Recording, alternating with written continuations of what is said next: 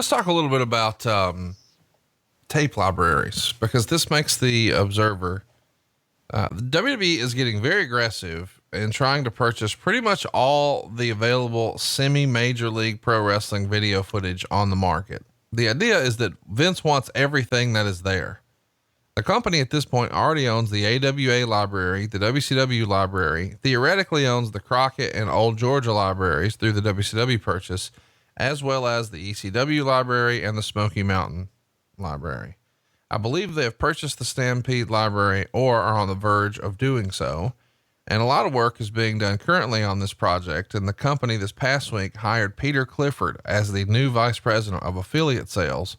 Clifford's main responsibility will be to sell the idea to cable and satellite services, as Clifford has worked since 1996 in both affiliate sales and later managing director of affiliate ad sales for the Golf Channel, where he managed a golf video on demand venture. So it comes out here in 2004 that, hey, Vince is trying to collect all the footage everywhere, with the understanding that the original idea is going to be WWE on demand and WWE 24/7. And of course we know what that became, the network. When did you first know that Vince was going to start snatching all this stuff up? Because as he acquires some of these old libraries, they are major expenditures. In hindsight, not nearly as major as they looked at the time. Did you know this was always the plan? And had he always laid it out like that? The plan evolved. The plan's still evolving. And when different areas became available and those properties became available, here's the thing that a lot of people don't understand. The older wrestling promotions, we'll say that it's called Georgia Championship Wrestling and the AWA. Those would probably be exceptions to the rule. The majority of those old time wrestling organizations, they didn't keep tapes. Right. They shot their TV a lot of times in a television studio. Then they would take one tape and they would bicycle that tape around the territory. What I mean by that is they would take that one tape and they would take it to the next television station, and that would play. This is a tape that's going to play this week, and then they'd take it to the next one. This will play next week, and so on and so forth. Then they would go back and they would pick those tapes up and tape over them and do the same thing, bicycle those tapes all across. So if you're in Tennessee, you do TV on Saturday, and what airs on TV on Saturday in Memphis is what's going to direct you to Monday night show in the Mid-South Coliseum. However, that tape then gets bicycled to Nashville, to Louisville, to all the markets, Chattanooga, whatever it is, all the markets that they run. And the folks in those markets will see that tape the next Saturday, the next week when their television runs. And then you'll get the same matches in your town 1 week later.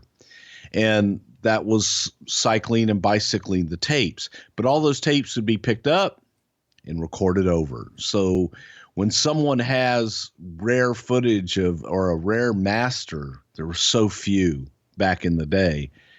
Mid-South started keeping their tapes. They were one of the more current promotions that actually kept some of their tapes. We had always kept, not all of our masters, which is just a shame when you sit back and think about it, but we kept our shows and we would edit what we called Best of Texas Wrestling in Houston. So that was a syndicated show that would go to Saudi Arabia and that would go to India and places like that. We had masters of those, but not masters of the entire taping and things like that. They just didn't exist. So for those who had those kind of libraries, yeah, Vince was interested in getting them and using them is part of what he was hoping one day would be the WWF network. It's crazy to think about too, because, you know, $2.5 million becomes the price for all the Crockett and WCW and Georgia stuff. And $3 million is what he's going to pay for the AWA library around this time. And there's talk that Mike Graham here doesn't want to sell the Florida footage and Kevin Von Erich isn't opposed to selling, but he's got no financial motivation to do so, to sell that world-class collection. I was, I guess, a little shocked that Bill Watts didn't own the Mid-South footage. His ex-wife did. Wow. That was news to me. Yeah. Anna had control over it. She got it in the divorce. And I don't know that Bill had ever put any big value on it. He probably did to her, said, okay, hey, well, this is worth $10 million. My God, you know what you could get for this. The fucked up thing here was the fucked up deal. Paul Bosch had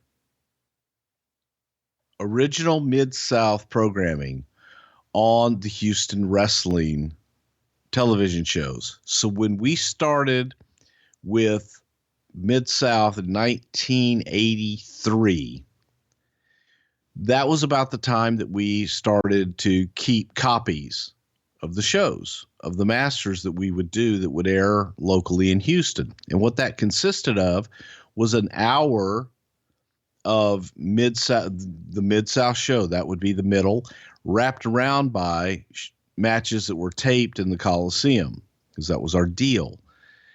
And Houston had many years of Mid-South programming in the Houston office.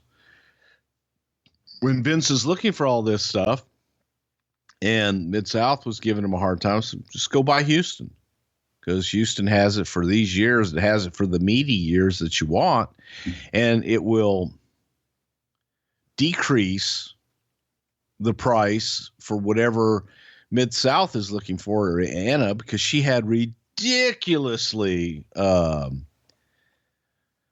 high inflated value of what she thought that those tapes were worth. And I said, well, just go buy them from Houston. They've got them, and they don't know. So that's how all that went down.